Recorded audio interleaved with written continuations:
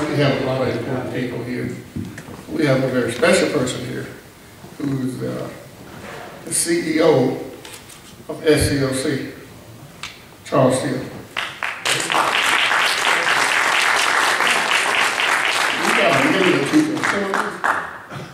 He's speaking at the lunch. He's going to be the speaker. Speaking at the lunch. That's my friend. Tyrone Brooks. Charles Steele is the CEO of SCLC. That's the organization that Martin Luther King headed, and Emeritus and Joe Lowery. And he is, come on. Thank you. And we just want you to tell us, there's been a lot of turmoil, turmoil, going on with SCLC. They've been changing leaders back and forth. You've been president before. Could you just give us an idea of why so much change? Sure. Thank you so much for having me, first of all, and asking that question.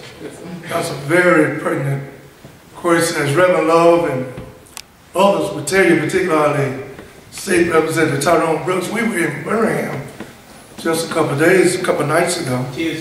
Tuesday. And to get Representative Brooks, Reverend Love, myself, and Frederick Moore, who was with us in the same van. Amen. And this morning, Representative Brooks, we had Maynard, the great journalist in his own right. It's really educational. And to have young people with us like Stefan and Will this morning, to hear them say how enriched it is. Let me just say this, and I really appreciate that. Yes, sir. I'm not a scared Negro, okay? Let's just tell it like it is. See, too many of us forget from which we come. And if you're scared, don't be around me. All right. Okay? I am a former city councilman. I am a former state senator. Served 10 years in the Alabama State Senate.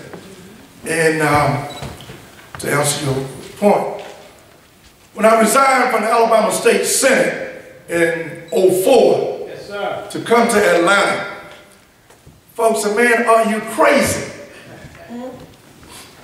SCLC is broke, Charles. What you going over there for? Well, they were wrong. SCLC was not broke. It was dead broke. Okay? That's a difference. And I'm in the funeral home business. All right. I do own a funeral home. I am a businessman. Been working for myself for 40 years. Been married to the same lady, outstanding first lady of the Steele family, now SCLC, for 35 years. Right.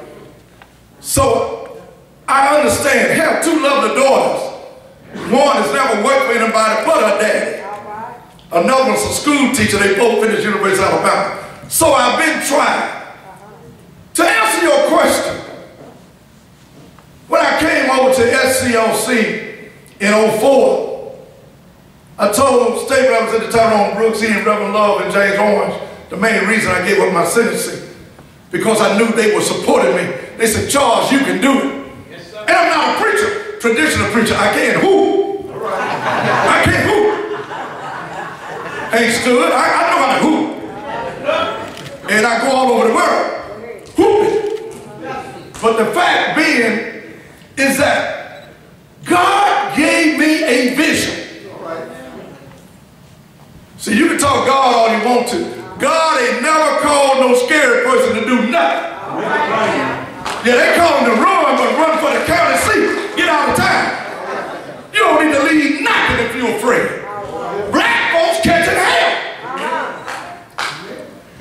Now, why do we have the turmoil with the SCLC? I was called by President Gbagbo to Cote d'Ivoire, Ivory Coast. Yes, sir. French call it Cote d'Ivoire. Yeah. President Gbagbo said, Charles Steele, why are you so late getting here? I had George Curry with me, great black journalist. Yeah. George and I grew up together in Tuscaloosa, Alabama. So I said, Mr. President, you just called 10 days ago, and I'm here. He said, no, you're 50 years too late. I said, what do you mean? Bringing it home to you. He said, SCLC and the civil rights movement does not belong to you all as African Americans or no individual or no group.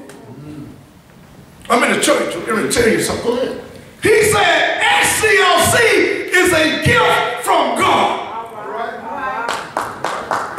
Okay? It's a gift from God. SCLC is the reason we got President Barack Obama. It was SCLC that gave us the voter rights bill. SCLC is the vehicle, a gift from God. You can't destroy SCLC. The civil rights movement of today. So, I just got a call. They would tell you in the van, well, some folks out of D.C. want me to meet President Barack Obama in the next 72 hours. And they were confirming this afternoon. They said, Charles, because there's some folks who want him to know where he came from. They want him to know that it was the movement of SCLC that got him in office. So why did we have the turmoil? Charles Steele came to SCLC in 04 through God. I gave up a Senate seat. Somebody said, are you crazy, man? Most folks don't know the difference between a U.S. senator and a state senator. So when you're the senator, you're in the House. The senator is here. And I didn't tell them the difference unless they asked. That's how influential those positions are. But I had to give it up. Had to give it up. Because we were about to lose SCLC. But I knew that I would die for a cause. I would die for these candidates running for office. Most folks just want prestige just to be in position. They don't want to do the work. They don't want to do the job. I'm ready to die. Man, I own a funeral home. I'm not afraid of dying. But let me die for a cause. How many of you ready to die today? What do you think it was that killed Dr. King? It was jealousy. It was the inner circle that killed Dr. King. The FBI and the CIA knew every move Dr. King was going to make. Don't ask me to tell the truth if you don't want to hear the truth. So what happened to SCLC? Long as we were broke, we were all right. I had no problems. But God gave me the vision and ability to raise over $20 million in 3.5 years. Hello, somebody.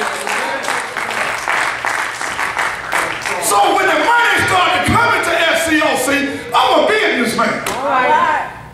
I know you don't spend the money just because you got the money. There were some concerns about who does Charles think he is. 2 minutes and I'm gone. When we built the building of SCLC, we never owned nothing. And God gave the ability.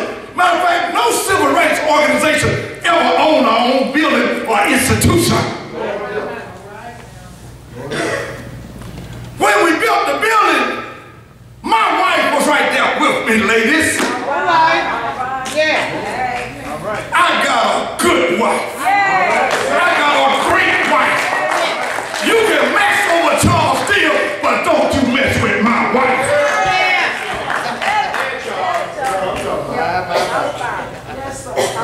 Coretta King called hell.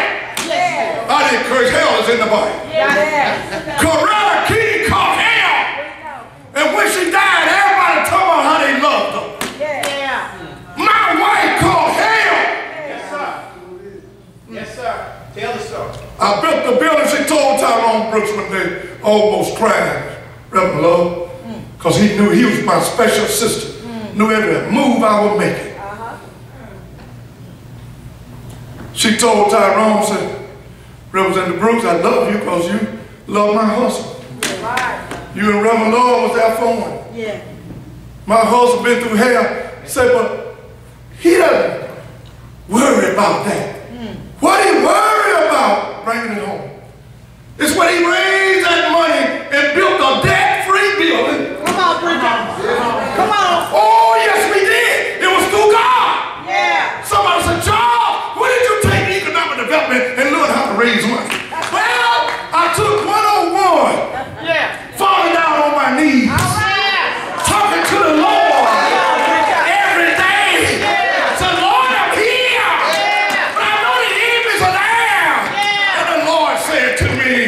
He say, I